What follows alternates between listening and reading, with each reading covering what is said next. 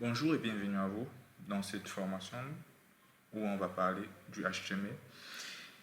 Et donc on va commencer depuis le début, à savoir la structure de base et voir quelques éléments, quelques balises en HTML. Alors donc je vais créer, sans pour autant tarder, un dossier là que je vais appeler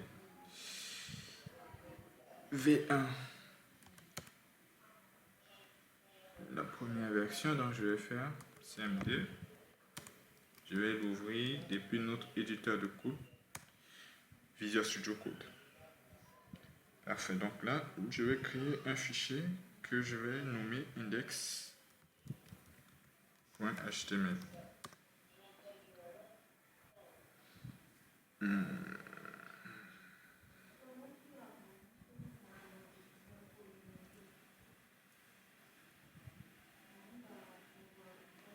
Parfait.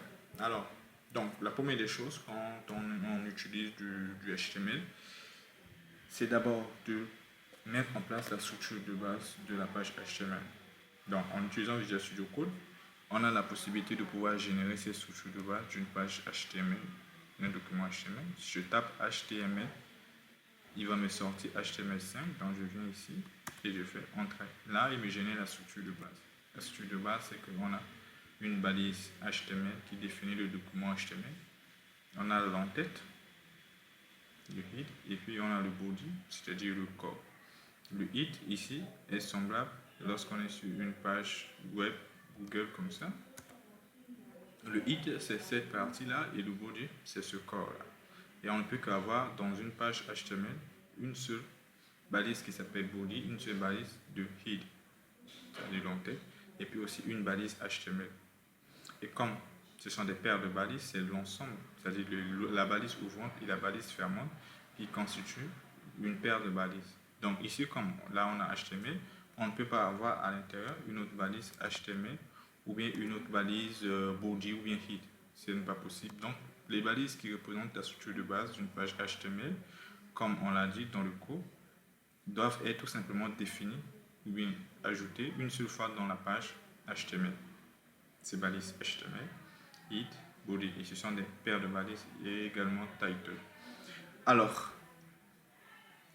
pour mettre en place un paragraphe, on va utiliser notamment la balise P. Si je fais ici, bonjour à tous, on a parfaitement notre paragraphe. Pour pouvoir voir le rendu, on vient sur l'onglet ici. Si vous n'avez pas trop zoomé, vous allez voir Round Direct. Mais si j'ai dans notre code ici, moi j'ai zoomé beaucoup plus pour que vous arriviez à voir dans la vidéo. Donc du coup, je suis obligé de partir sur les 3 points Round Without Debugging. Et je choisis Chrome pour démarrer. Voilà. Et là, boum, j'ai le rendu. Bonjour à tous. Et affiché ici, je peux zoomer pour pouvoir voir un tout petit peu. Voilà, parfait. Ensuite, donc ça, à chaque fois que je voudrais définir un paragraphe, je vais utiliser la balise P. Ce n'est pas le seul élément ou bien la seule balise qui permet d'ajouter du texte depuis la page web. Par exemple, lorsque je veux mettre en place un texte aussi, je peux faire ça. Bonjour à tous. On va voir la différence entre les deux textes là. Si je fais ça, je viens là et que j'ajoute, voilà, on voit que les deux textes sont affichés. Ce paragraphe est affiché, sauf que là, le font size, du moins le font family ou bien la police est différent de cette police-là. Alors lorsqu'on utilise I en HTML, c'est tout simplement pour utiliser la police italique. Après aussi, voilà, avec les mises en forme, vous avez la possibilité de définir les polices que vous aimeriez avoir. Mais donc ça, c'est une balise qui permet de présenter des textes. On peut aussi également utiliser la balise strong pour faire pour mettre du texte. On va voir aussi les différences entre l'ensemble de textes là qu'on met en place. Quand j'utilise strong, comment ça se présente? Voilà, bonjour à tous, strong. Et là, je vais remonter un tout petit peu. Je vais utiliser dans le strong. Bon, d'abord, j'explique un tout petit peu. On voit que l'italique, il est là, et strong, il est là. Strong, comme le nom dit en anglais, tout simplement pour mettre en gras. On met un texte tout simplement en gras, et voilà, ça s'affiche comme ça. Par contre, ici, lorsque j'ai mis strong, vous avez vu que l'information est mise sur la même ligne que l'information mise en italique, tout simplement parce qu'un paragraphe a été défini pour pouvoir occuper la ligne en entier. Et donc, certaines balises quand on les met en place, ils n'occupent pas l'ensemble de la page. Quand je dis de la page, c'est-à-dire la largeur de la page, ça n'occupe pas. Ça n'occupe pas l'ensemble de ces... voilà, on appelle ça en anglais le white. Ça n'utilise pas trop ça. C'est pourquoi le i et puis le strong sont mis sur la même ligne. Mais le paragraphe, il est défini pour pouvoir se positionner. Voilà, et l'élément qui va venir après lui. L'élément ici qui vient après le paragraphe, c'est celui-là. Il va se positionner automatiquement après la ligne. Sur la ligne suivante. Alors, pour pouvoir définir des titres en HTML, on utilise une balise qui s'appelle H. Et donc, selon les niveaux, donc c'est une balise qui s'appelle H, et voilà, qui va avoir des niveaux. Et les niveaux, ce sont des niveaux qui se trouvent entre 1 et 6. Donc, H, il faut savoir qu'il ne faut pas utiliser le nom des balises ici avec un nom majuscule. Donc, je vais mettre en minuscule. H, c'est un élément qui définit un objet de type titre dans une page HTML. Et maintenant, pour définir le niveau du titre, vous utilisez un chiffre qui se trouve entre 1 et 6. Selon les valeurs, ça définit si la taille doit être assez grande ou pas. Un titre de niveau H de niveau 1 est assez grand que H de niveau 5. Et donc, le plus petit niveau, c'est le niveau 6. Donc, comme exemple ici, si je mets ici H1, je mets titre 1. Et on va voir ici, parfait, le titre 1, la taille du titre 1, qui est un élément ou bien un élément qui définit un objet de type titre. La taille est assez grande ici par rapport à la taille d'un paragraphe, à la taille d'une balise i, à la taille de l'élément strong, ainsi de suite. Et voilà, pour faire la différence entre les niveaux, je vais mettre en place deux autres titres. Je vais dire quoi? H2. Ce sont des paires de balises. H3. Parfait. On a ces trois informations-là, ces trois titres-là. H1, assez grand, H2, dessus, H3, suit H2, ainsi de suite. Mais à chaque fois, vous voyez qu'ils ont ce qu'on appelle des mises en forme par défaut. Il faut savoir que chaque élément, chaque balise a ce qu'on appelle une mise en forme par défaut. Et on va utiliser la notion des attributs pour appliquer des comportements supplémentaires ou bien des informations supplémentaires à ces balises-là. Chaque balise, comme par exemple lorsqu'on a défini bonjour, strong, il met automatiquement l'information en gras, c'est parce qu'il définit une mise en forme par défaut, comme en Italie, le i définit une mise en forme par défaut. Donc, les attributs qu'on va utiliser plus tard vont tout simplement apporter des éléments ou bien des informations supplémentaires sur nos éléments. Un dernier exemple, tout simplement, dans le cadre de la manipulation des textes, on peut utiliser la balise marquée pour pouvoir définir un texte qui va, disons, bouger un tout petit peu. Voilà, qui va quitter de gauche vers la droite ou de droite vers la gauche. Je vais dire sens vers gauche, gauche. Voilà. Si je viens ici, j'actualise la page. Quand je dis sens, je voulais parler de sens de direction vers la gauche. Donc, il quitte droite vers la gauche. Et donc, par exemple, ça c'est par défaut, ça mise en forme par défaut. Il va avoir comme sens comme ça de droite vers la gauche. Mais si vous voulez modifier après, si vous voulez dire que ça quitte de gauche vers la droite, vous allez ajouter l'attribut direction et puis vous ajoutez right. Right pour dire quoi? Pour dire que c'est vers la droite que lui, il va se déplacer là.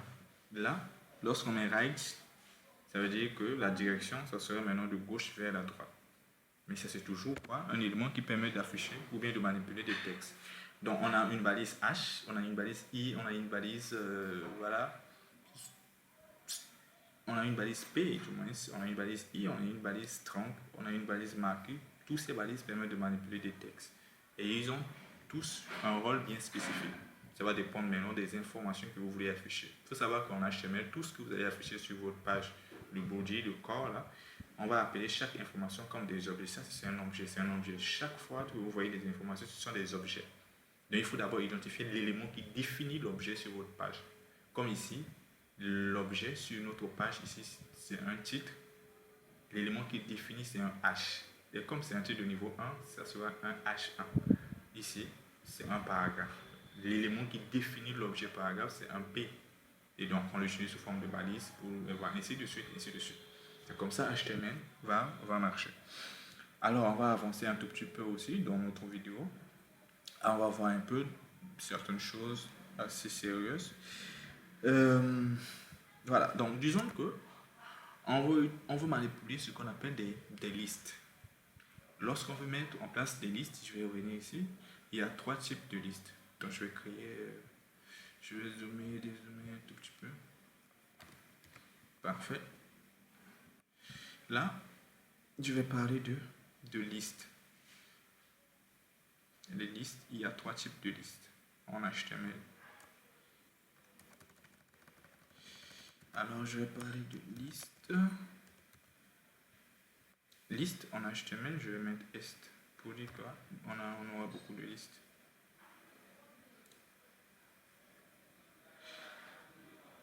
Et je vais copier ce texte. On va voir qu'il y a ce qu'on appelle des listes ordonnées. Vous avez c'est en anglais. Hein? Des listes ordonnées. Des listes ordonnées. Et puis on va avoir ce qu'on appelle des listes non ordonnées. Et puis on va avoir ce qu'on appelle des listes de définition. Donc liste non ordonnée. Et on va avoir ce qu'on appelle les listes de définition. Liste de définition. Parfait. Et maintenant, on va voir ici pour pouvoir faire ça. Donc, comme je l'ai dit tout à l'heure, à chaque fois, il faut savoir quel élément définit l'objet. Comme par exemple, lorsqu'on veut mettre en place une liste, quel élément définit une liste et on est dans quelle liste? Si on veut faire une liste ordonnée, quel élément définit une liste ordonnée? Et ensuite, voir un petit peu les détails, ainsi de suite. Alors, donc, je vais commencer par la première partie. Donc, je vais descendre ces deux informations-là. Parfait. Parlons d'abord de liste ordonnée. Alors, lorsqu'on parle de liste ordonnée, c'est des listes numérotées. C'est-à-dire qu'on va avoir, si je suis sur Word, comme ça, quand je fais ça, dans ceux qui ont l'habitude d'utiliser Word, si je fais quelque chose qui va avoir des numéros, ainsi de suite, première information, je fais entrée. Attention, mon clavier, le bouton là. Voilà. Voilà, donc on va avoir, il y a de l'ordre.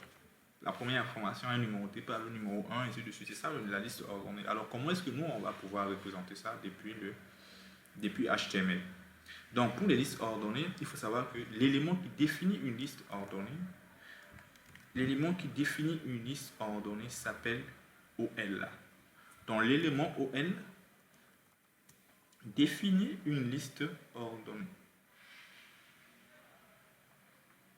Et je pense que je vais faire ça. Je vais monter celui-là. Voilà. Donc, l'élément OL définit ce que c'est que la liste ordonnée. Maintenant, dans une liste ordonnée, donc en fait, c'est ça là qu'on appelle liste ordonnée. Maintenant, dans une liste ordonnée, on va avoir des éléments. C'est-à-dire qu'on va avoir ce qu'on appelle des items. En général, on appelle ça dans le jargon des items. Des items, ce sont des valeurs ou bien, voilà, comment on appelle ça, les constituants, tout simplement, ceux qui se trouvent dans la liste.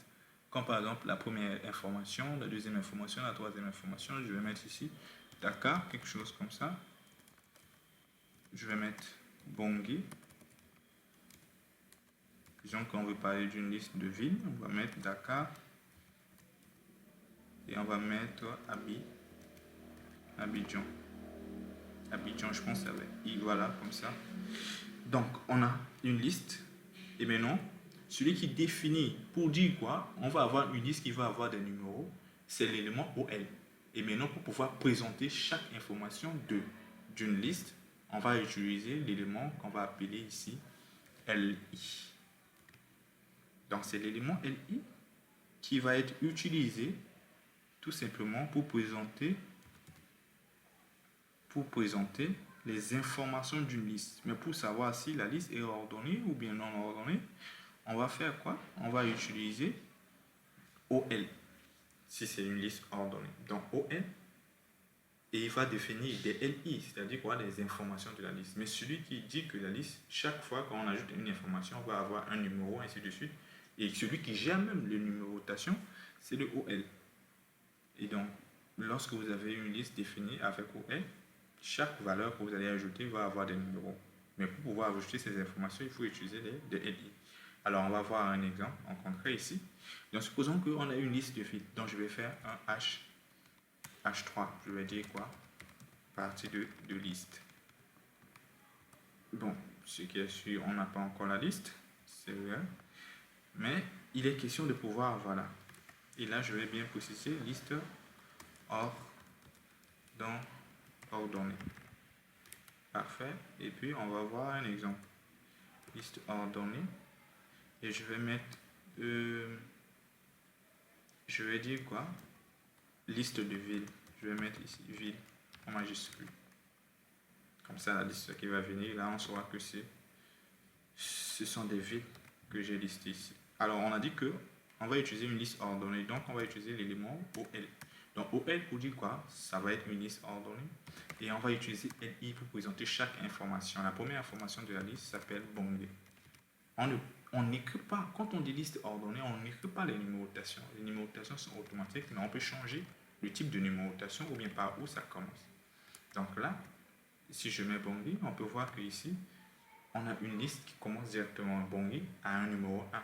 Or, le LI, on n'a pas écrit 1 dans le LI.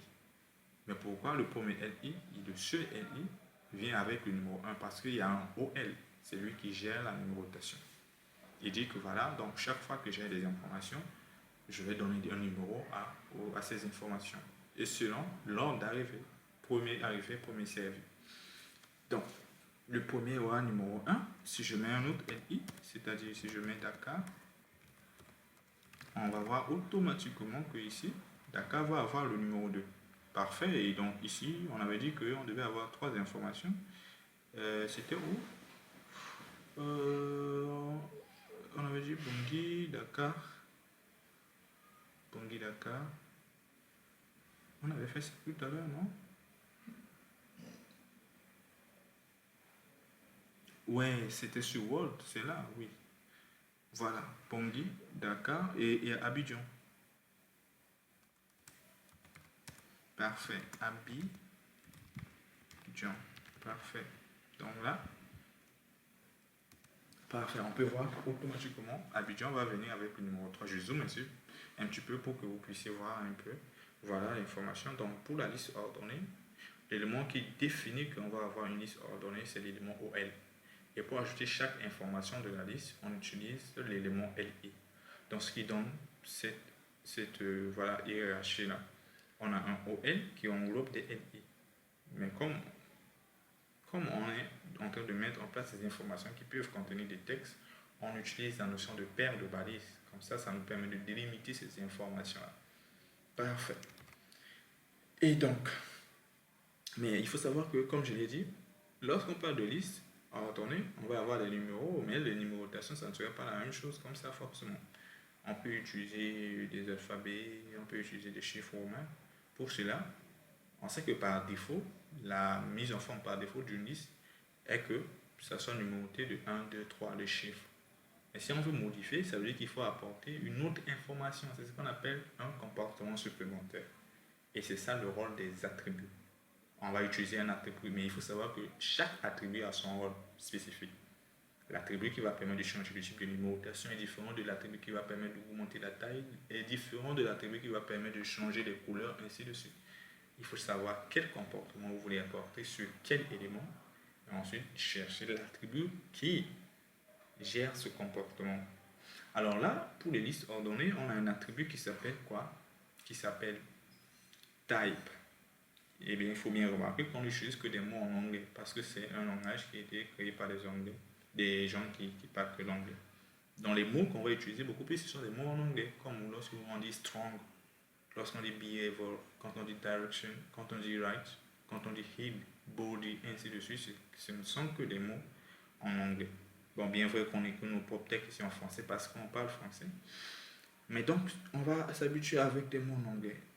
Et là, j'avais dit que celui qui gère les numérotations, c'est l'élément OL. Donc, autrement dit, si je veux modifier le type de numérotation, il faudrait que je me base sur la balise OL et non sur les LI. Parce que les LI ne définissent pas les numérotations, non. C'est le OL qui gère les numérotations. Donc, il faut aussi comprendre comment une balise marche. Comme ça aussi, vous pouvez ajouter des comportements.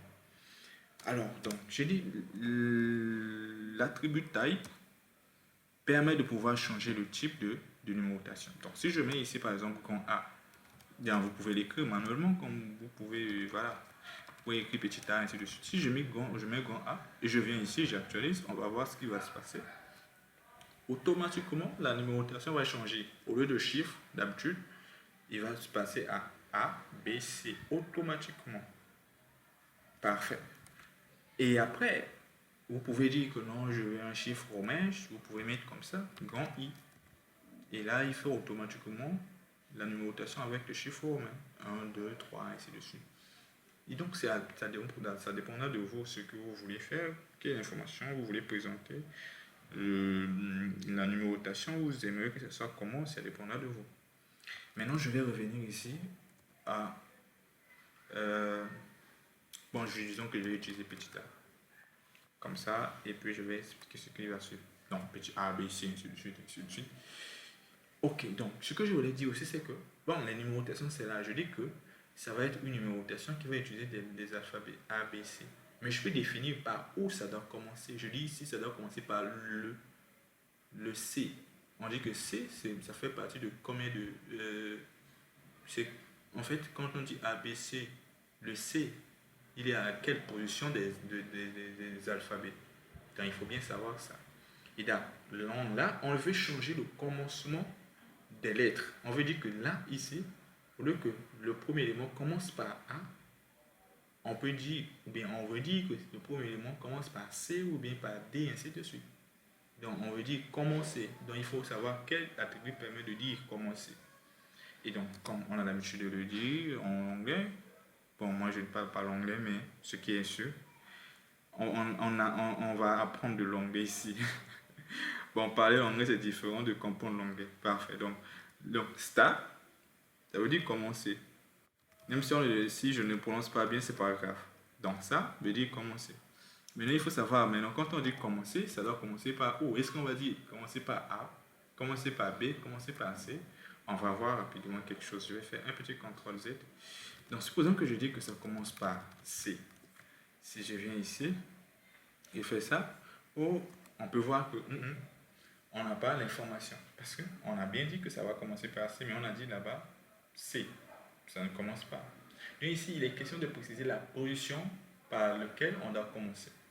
Si on veut commencer par C, C se trouve à quelle position des alphabets? Ça fait 1, 2, 3. Donc, ce qui sera préférable de faire, c'est de dire, tu commences par la position 3.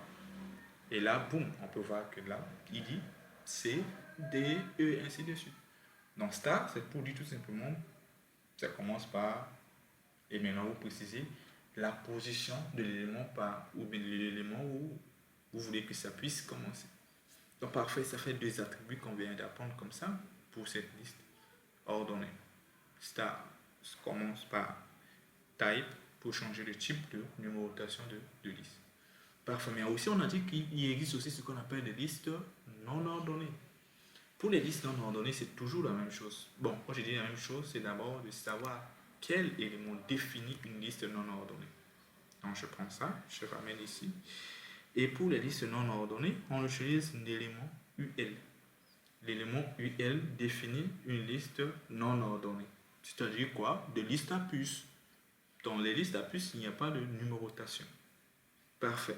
Et donc, c'est la même chose. Lorsqu'on veut définir des éléments de la liste, on va utiliser les LI. Mais on utilise les LI parce que on veut définir des éléments de la liste. Mais eux, ils n'ont pas forcément un rôle dans la numérotation. Non. Ou bien dans les puces, non. Celui qui gère les puces, c'est UL. Celui qui gère les numérotations, c'est OL. Et maintenant, pour présenter les éléments, c'est LI. Parfait. Donc, on va faire un exemple aussi. On va faire la liste des pays, cette fois-ci, mais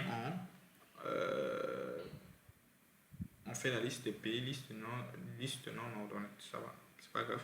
On va faire un H3 aussi. On va dire ici liste non ordonnée. J'ai vu en anglais, oui. Liste non ordonnée. Et là, je reviens, je dis pays. Donc, on va citer aussi les pays, comme on a cité leur ville là. Alors, quand j'ai dit l'élément qui définit liste non ordonnée, c'est UL. Parfait. Et voilà, si je veux présenter un élément à l'intérieur, une information, je vais mettre LI. Donc, pour le premier pays, la ville de Bangui, c'est pour quel pays? Central Africa. Centrafrique. Je crois bien que ça serait comme ça. Voilà, on va voir. Parfait, donc pour la liste non ordonnée, on peut voir la liste non ordonnée qui se trouve ici au fond. Et donc du coup, par défaut, comment on appelle ça, les symboles, les puces, ou bien la puce qui est utilisée par défaut, c'est cette puce-là. Je pense que c'est un rond. Bon, pas grave, on va mettre le deuxième pays. Quel est le pays dont la ville est Dakar, Sénégal. Et si je mets Sénégal, oui, Sénégal a pour ville Dakar. Et quel pays qui a comme ville, qui a pour ville Abidjan? La Côte d'Ivoire. Bon, je pense que ça s'écrit Côte d'Ivoire. Je crois bien c'est ça. C'est pas grave, après on va modifier si ce n'est pas les bonnes écritures. Voilà, donc on a la Centrafrique, on a le Centrafrique, le Sénégal, la Côte d'Ivoire. Parfait, donc ça c'est ce qu'on appelle la liste non ordonnée. Liste non ordonnée, ce sont des listes à puces. Mais il faut savoir, comme on avait la possibilité de modifier les numérotations, on peut modifier le type des puces. Et bien, le type de puces. Autrement dit, il faut se baser sur l'attribut qui s'appelle type. Alors, pour modifier, il faut toujours cibler quelle liste gère les puces. Quel élément. Ici, dans notre cas, c'est UL. Donc, si on fait type, CTRL Z, tranquille. Type, voilà. Et je dois dire maintenant, je veux quel genre de numérotation. Si je mets circle, c'est toujours des mots en anglais.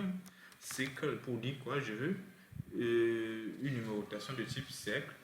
Alors là, il va me mettre quelque chose de type cercle. Parfait. Donc je peux changer le type de numérotation. Supposons que je voulais avoir des carrés. Pardon. Je peux mettre ici, comme le dit en anglais, comme on le dit en anglais, square. Pour dire carré, voilà, ainsi de suite. Donc on peut modifier aussi le type de numérotation. Ainsi de suite, ainsi de suite, ainsi de suite. Alors, donc ça fait pour gérer des listes non ordonnées, pour gérer des listes ordonnées bien sûr, et aussi pour gérer des listes non ordonnées. Alors ce qu'on va aussi voir, c'est cette partie, troisième partie. Donc ici c'était l'ouverture du fichier V1. Ben, je peux fermer là. Je reviens ici. Voilà, on a dit maintenant qu'on va avoir une liste qu'on appelle liste de définition. Maintenant, la liste de définition, c'est quoi? Ce sont des listes où on va avoir un titre et une description ou bien la définition de ce titre-là. Maintenant, quel élément va définir une liste de définition? Bon, on répète deux fois, on définit définition. Quel élément va définir l'objet qu'on appelle liste de définition? Parfait.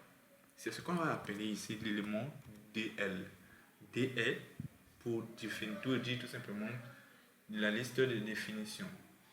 DL, liste de définition. Bon, on va chercher ça en anglais. Liste de définition en anglais là. Liste de définition en anglais. Je vais faire Google Translate. C'est pas grave. Je vais dire quoi, j'écris en français et puis toi tu fais en anglais. Ok, liste de définition. Define, definition list. Bon, voilà, c'est ça. Definition list, c'est pourquoi on dit DL. Dans liste de définition. Parfait. Dans le DL, c'est tout simplement definition list. Pour dire liste de définition. Et maintenant, dans une liste de définitions, on va avoir ce qu'on appelle le titre. C'est-à-dire quoi? C'est quel terme qu'on va définir. Et pour cela, on va utiliser l'élément DT. DT va définir le titre de la liste de définition. Et lorsqu'on donne un titre, on va donner la description du titre. Chose qu'on va utiliser avec l'élément DD. DD va tout simplement définir ce qu'on appelle la description du titre de la liste de définition.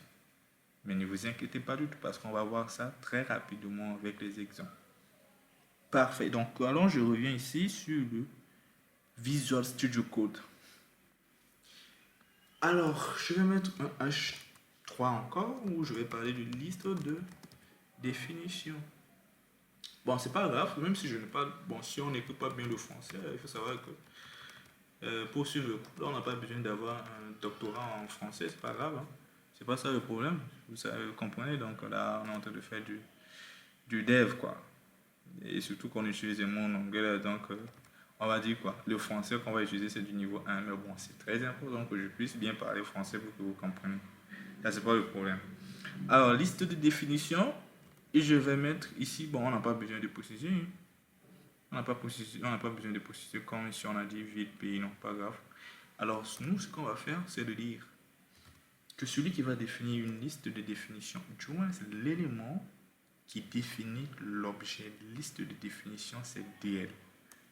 Parfait. Et la première des choses, c'est de dire quoi? Ou bien la deuxième des choses, puisque la première des choses, c'est DL. La deuxième, c'est de dire le titre de la liste, donc DT. Et là, je vais dire, par exemple, bottom. Je vais dire bottom Gundia. Bon, c'est pas grave si vous ne comprenez pas. Ça, c'est on est quand même Gundia comme ça, je sais pas. Ça, c'est dans notre langage, dans notre langue dite Sango. Parfait. Donc, Potondia, c'est tout simplement la feuille de manioc qui est bien faite, en fait. Des choses que on aime beaucoup, hein, ce sont les choses du pays. Ne vous inquiétez pas du tout. Et il y a le DD pour donner la description. Donc, je vais dire, par exemple, en anglais, en français du moins, feuille de manioc. Ouais, même le M là a disparu. Feuille de manioc. Ah, je vais dire juste bien fait. Hein. Bien fait, c'est tout simplement ça. On n'a pas besoin de faire ce qu'on appelle ici une rédaction ou bien d'exposer, je ne sais pas quoi. Ce qui est bien, c'est que vous comprenez de quoi je parle. Feuille de manioc bien fait. Alors, je viens ici, on va voir le résultat ou bien le rendu. J'actualise déjà la page et juste en bas, voilà. Donc, la liste de définition, elle est là. Et donc là, Botonja, c'est lui le titre. Et la description, c'est feu du manioc. Si vous ne me croyez pas, je vais vous faire ça. Attendez bien. Je fais ça. Parfait. Et là, on le met comme ça pour qu'on puisse bien comprendre et voir en temps réel. Donc, on va ici, liste de définition toujours. Ça, c'est juste pour donner ce titre-là. Mais dans une liste de définition, celui qui définit cette liste, c'est DL. Et ensuite, DT, l'élément qui va définir ce qu'on appelle le titre ou bien le thème tout simplement de la liste de définition. Et ensuite, lorsqu'on donne un titre ou bien un thème, on doit donner la définition, bien la description. C'est ça le DD. On donne la description de ce titre-là. Ainsi de suite, ainsi de suite. Donc en général, on vient de voir comment manipuler des textes, comment gérer maintenant aussi des éléments de type comment liste. Parfait.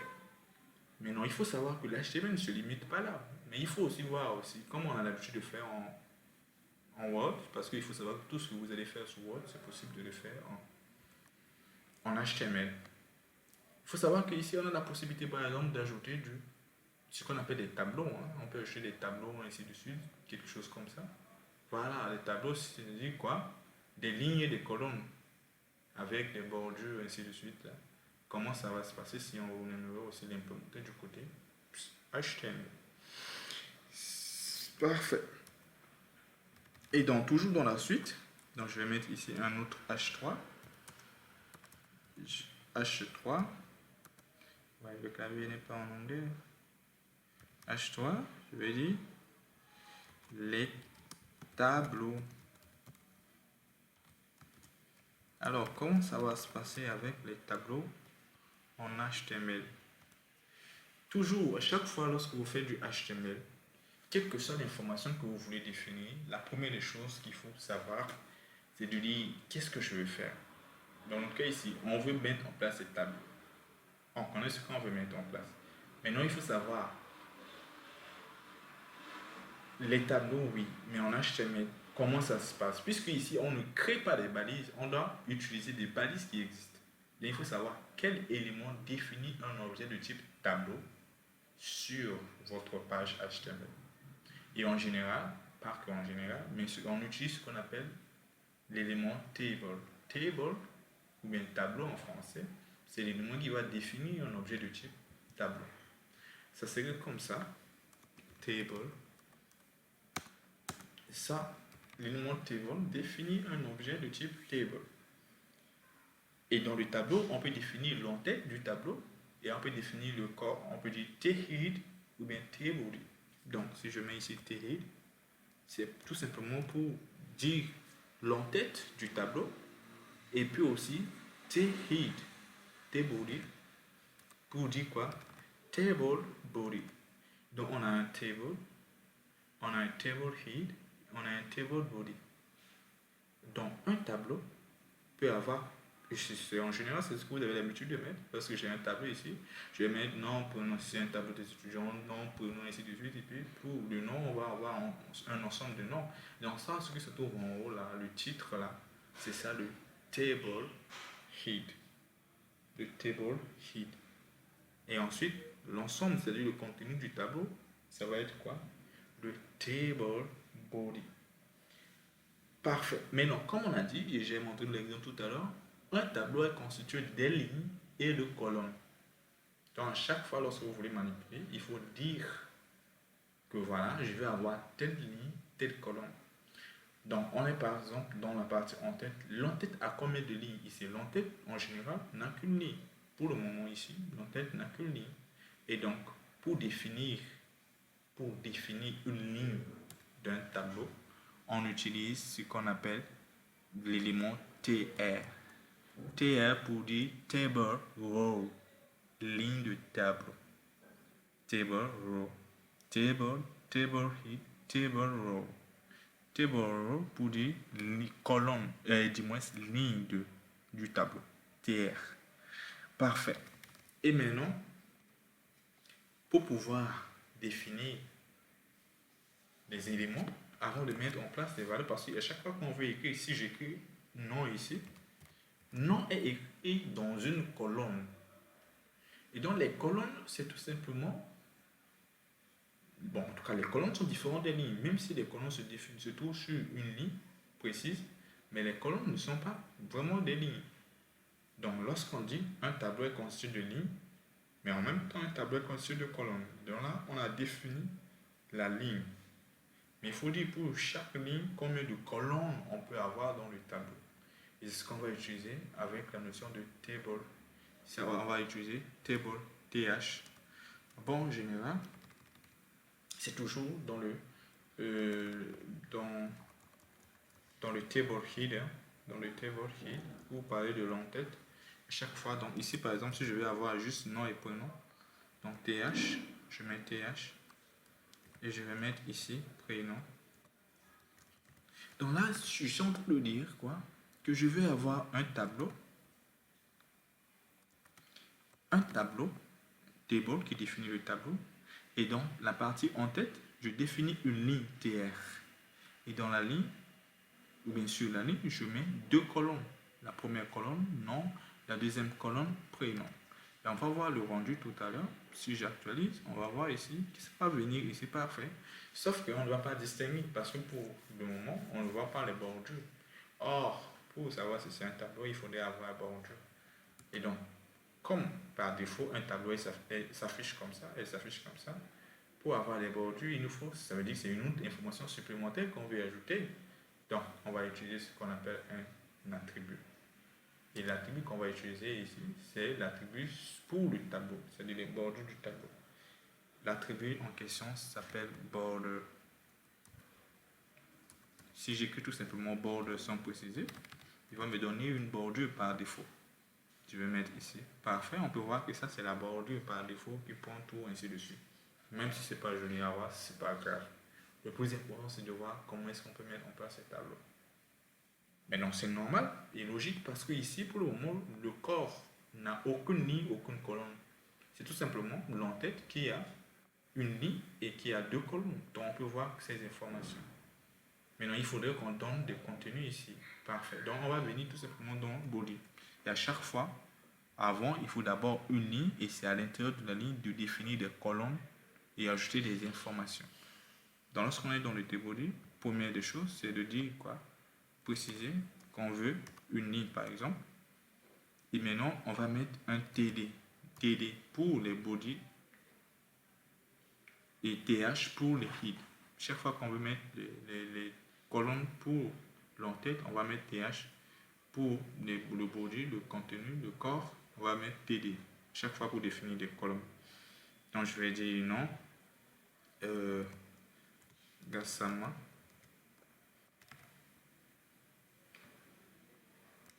Et comme prénom, je vais mettre l'eau. Quelque chose comme ça. Et là, on vient sur notre page. Parfait. On peut voir.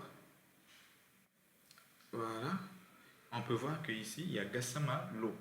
Donc, l'entête, ici, vous voyez qu'il y a une différence entre nom, prénom et Gassama l'eau. Il y a une différence parce que quand on définit les informations pour les titres, il y a un peu, c'est un peu mis en gras, un peu de mise en forme, ainsi de suite. Mais quand c'est juste une simple information, voilà, on voit qu'il y a une différence entre le titre et les valeurs du tableau. Parfait. Et donc, qu'est-ce qu'on a dit? On a dit, dans le body, on définit une ligne, c'est-à-dire quoi? On définit cette ligne qui va avoir deux colonnes. La première colonne, on ajoute le mot Gassama, la deuxième colonne, on ajoute le mot. Si on veut ajouter une autre personne, c'est-à-dire une personne qui va avoir nom, prénom, il nous faut définir une nouvelle ligne et définir des colonnes, ainsi de suite, pour qu'on respecte le nombre de colonnes. Donc, on va ajouter deux colonnes. Et ce qui est important, ce qui est bien aussi en programmation, c'est qu'on peut faire du copier-coller. C'est-à-dire, je peux copier ça, CTRL-C, et je fais CTRL-D. Et là, je vais mettre Langate.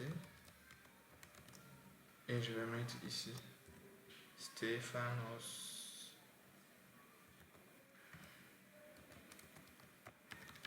Je mets ici Stéphanos. Et là, j'actualise. Et parfait. On peut voir ici, c'est Langate, Stéphanos. Mais dans chaque fois, pour mettre en place un tableau, l'élément qui va définir le tableau, c'est le table. Et on va avoir l'entête du tableau et le corps. Tehid, l'entête, théorie, le corps. Et donc, pour l'entête, on va avoir combien de lignes? On précise qu'on a une seule ligne dans l'entête, donc on va mettre une ligne. Pour mettre d'abord la ligne, on utilise l'élément TR. Et lorsqu'on définit la ligne, on va définir le nombre de colonnes. Et chaque colonne est définie pour la partie en tête, on va utiliser TH pour définir chaque colonne de l'entête. Et pour définir les colonnes du body, on va utiliser juste du TD. Et là, parfait, on a ici combien? 3 lignes, ça fait 1 TR, 2 TR, 3 TR. Ça fait une ligne, 2 lignes, 3 lignes. On a 2 TD pour chaque TR, TD pour chaque TR, 2 et puis 2 TH. Et parfait, on a un tableau uniforme. Parfait. Donc ça, c'est concernant les tableaux. Mais sauf que les tableaux, c'est pas juste ça. Lorsqu'on a des tableaux, on peut avoir des formes un peu bizarres avec les tableaux. Alors il faut savoir maintenant comment est-ce... Bon, quand je dis bizarre, c'est tout simplement des termes. En tout cas, on peut avoir des formes qui sont différentes. C'est pas un tableau qui va avoir une taille ou bien des nombres de colonnes qui vont être uniformes, ainsi de suite. Donc comment est-ce qu'on peut faire pour pouvoir faire quoi? Pouvoir mélanger ou bien du moins dans le jargon, comment est-ce qu'on peut faire pour pouvoir fusionner deux colonnes ou bien fusionner des lignes, ainsi de suite. Alors, comment ça va se passer? Donc, je vais juste descendre en bas, je vais faire. Bon, je ne vais pas descendre, c'est pas grave. Ce que je vais faire, c'est d'ajouter une autre colonne.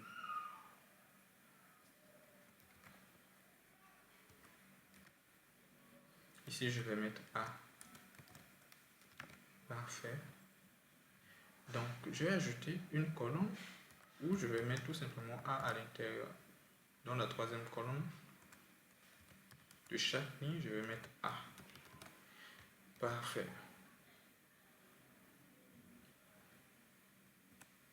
Parfait. Maintenant, voyons voir. Ce que j'aimerais, c'est que le prénom occupe sa colonne et la colonne où il y a A. Oui. Donc, autrement dit, on veut avoir une forme. Pour les tableaux là, je ne sais pas si on peut supprimer ça. Bon, c'est pas grave. Bon, vous avez compris un petit peu l'idée. On veut avoir une forme où la cellule de prénom et A forment une seule cellule. Donc, ce qui va se passer, c'est quoi? On va avoir des lignes qui vont avoir 3 colonnes et cette ligne va avoir 2 colonnes. Mais pourquoi? En fait, la deuxième colonne va avoir comme taille de 2 colonnes. Mais c'est une seule colonne qui va avoir comme pour taille de 2 colonnes. Puisqu'on va utiliser cette cellule qui va être fusionnée à la cellule là. Et lorsqu'on fusionne deux cellules, ça devient une seule cellule. Comment faire la fusion? Il y a deux types de fusion. On va parler de fusion sur la ligne et de fusion sur les colonnes. Donc je reviens ici, sur Figma. Je vais dupliquer cet écran. Et là, je vais parler de table. Tableau. Je zoome un peu pour la vue.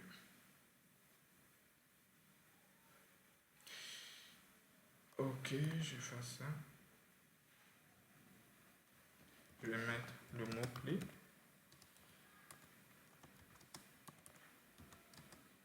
Table. Le mot-clé table est utilisé pour définir des tableaux. Pardon. Ok. Et maintenant, à l'intérieur, on va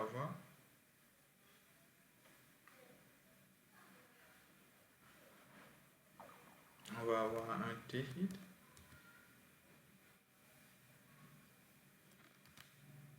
Et un T-body.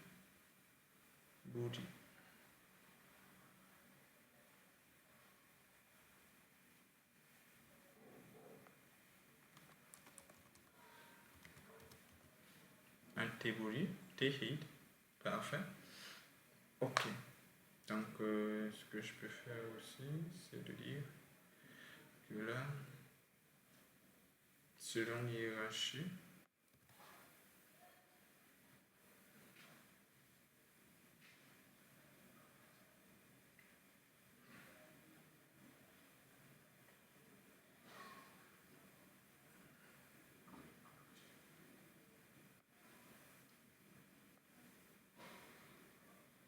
ok.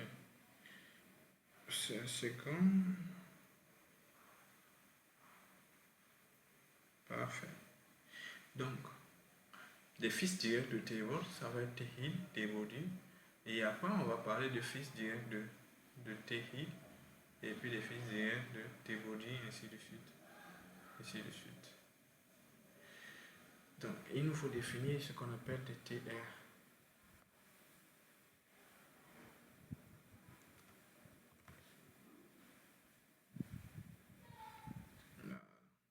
Et après, dans les TR, on va définir ce qu'on appelle des TD.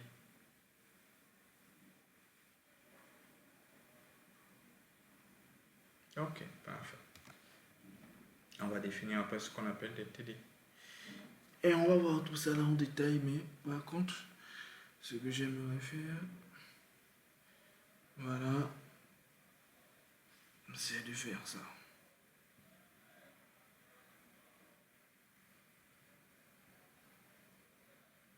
Ok.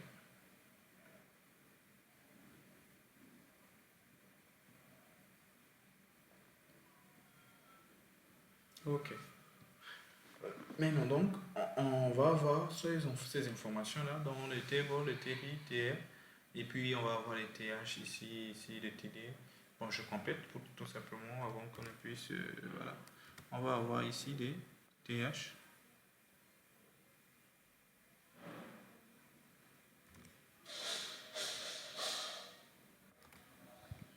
Et je mets ici des TD.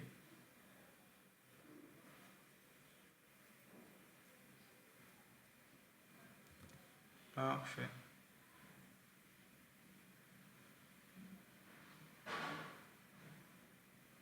Je mets des TD en noir, c'est pas grave. Super. On va avoir des TH et des TD comme ça. Maintenant, donc pour maintenant faire la fusion, donc je vais copier ça. Pour faire la fusion, pour les tableaux. Ok.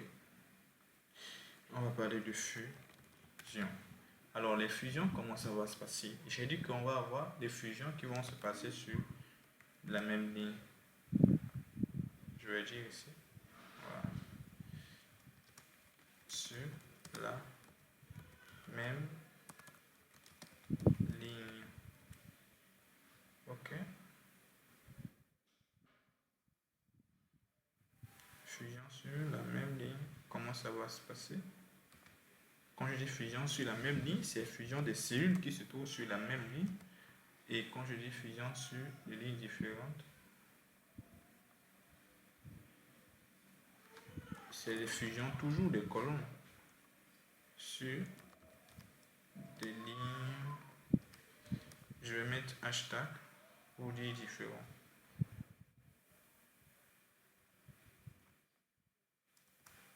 Je mets hashtag pour dire quoi? Des lignes différentes. Hein? Ça marche. Ok. Mais non. Donc, on va avoir deux types de fusion. Je reviens ici, dans ce qu'on était en train de lire. Donc là, on est sur la même ligne et on veut fusionner deux cellules. C'est ça ce qu'on appelle fusion sur la même ligne. Quand on fusionne, on ne fusionne pas des lignes, on fusionne toujours des cellules qu'on appelle des colonnes. Donc on peut fusionner deux cellules qui se trouvent sur la même ligne. On peut fusionner deux cellules qui se trouvent sur des lignes différentes. Donc deux cellules sur la même ligne fusionnées, on dit fusion sur la même ligne. Deux cellules sur des lignes différentes, on dit fusion sur des lignes différentes. Parfait. Alors donc je reviens ici. Si on veut fusionner des cellules qui se trouvent sur la même ligne, comment ça va se passer? On va utiliser le mot-clé call_span. Call_span. C'est ça le mot-clé. Le mot-clé qu'on utilise s'appelle call_span. Call_span pour la fusion sur la même ligne. Et lorsqu'on veut fusionner sur des lignes différentes, on va dire row_span. Call pour dire colonne, rows pour dire ligne différente. Parfait.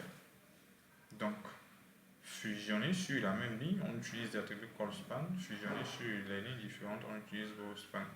Et quand on l'utilise, on donne le nombre de lignes.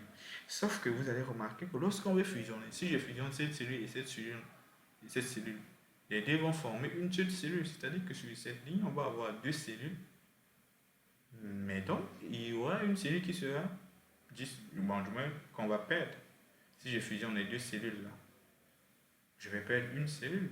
C'est-à-dire que sur la ligne, on va avoir deux cellules, mais sauf que sur cette deuxième cellule là, la taille va être assez grande. Parfait, on a compris cela. Deuxième des choses, ce qu'il faut comprendre, c'est que lorsqu'on fusionne deux cellules, la cellule qui a été fusionnée, c'est elle qui va disparaître. À partir de là où on commence la fusion, cette cellule, on va mettre ce qu'on appelle l'attribut. Donc lorsqu'on veut fusionner les deux cellules là, la fusion va commencer sur cette cellule. Donc sur cette cellule là, on va mettre ce qu'on appelle l'attribut. Que ce soit row_span ou bien call_span, on met sur la cellule où commence la fusion. Et lorsqu'on a fusionné les cellules, la cellule qui a été fusionnée, on doit la supprimer. Autrement dit, si on a fusionné deux cellules, on va supprimer une autre cellule. Voyons maintenant un exemple concret. Ici, on veut fusionner cette cellule et cette cellule. On est sur la même ligne. Donc, on va dire quoi? C'est sur prénom que la fusion va commencer. Je fusionne prénom et A. Donc, sur la cellule où on a prénom, je vais écrire bien prénom ici. Sur la cellule où il y a prénom, c'est là-bas que commence la fusion. Parfait. Et donc, je vais mettre l'attribut là-bas. Maintenant, la fusion, c'est une fusion sur la même ligne. Donc, on va utiliser call span. Donc, je vais dire ici call span. Maintenant, on veut fusionner combien de cellules? C'est ça, cette valeur-là qu'on va donner à call span. On veut fusionner deux cellules. On veut fusionner deux cellules. On veut que prénom puisse avoir la taille de deux cellules. Donc, autrement dit, on va prendre cette taille plus cette cellule-là. Ça va former une seule cellule. Mais comme je l'ai dit, quand on fusionne, on enlève la cellule qui a été fusionnée. Autrement dit, ça sera cette cellule-là qui va être enlevée. Parfait. Donc, si je viens ici et que j'actualise, vous allez voir, parfait. On a notre tableau qui va être comme ça. Et vous allez voir que les formes vont être maintenant différentes.